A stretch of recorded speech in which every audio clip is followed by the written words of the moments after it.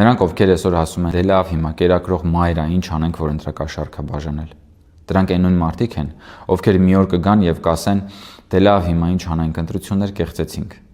Հետո կգան կասեն, դե լավ, հիմա մի քանի ցուցարարեր գնդակահարեցին քաղաքի կենտրոնում։ Մի օր էլ կգան ու կասեն, դե լավ, հիմա ռոմանտիկ տղերք էին, համարյա անչափահաս, մտան պարլամենտ, գնդակահարեցին պետության ղեկավարությանը, ինչ պատմություն եք սարքում։ Հետո մի օր էլ կգան լուրջ դեմքով կհամոզեն, որ ազգին փրկելու համար պետք է զոհաբերել պետությունը։ Ու պետությունը կտանեն կդնեն իրենց օտար տերերի գրպանում։ Հետո ազգը կսկսի նորից երգեր գրել կորսված պետության մասին։ Կսկսի կենացներ խմել, երազել այն մասին, ինչը որ ուներ բոլորովին վերջերս։ Իսկ նրանք, ովքեր զոհաբերեցին պետությունը, պետության արքուվաճառքի իրենց ստացած եկամուտը կվայելեն, առոք-փառոք։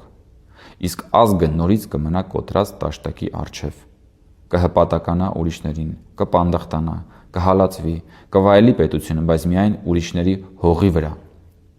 Եվ այս ամենը այն պատճառով, որ մի օր ասեցին, դե լավ հիմա, կերակրող մայր է, ինչ անենք, որ թող ընտրակաշառք բաժանի։ Փոքր քայլերը բերում են մեծ հետևանքների, ովքեր որ չեն հասկանում փոքր քայլերի մեծ հետևանքները, դա իրենց խնդիրն է։ Բայց Հայաստանի Հանրապետության ժողովուրդը դա շատ լավ հասկանում է եւ Հայաստանի Հանրապետության ժողովուրդը տեր է կանգնելու խաղաղությանը, տեր է կանգնելու պետությանը։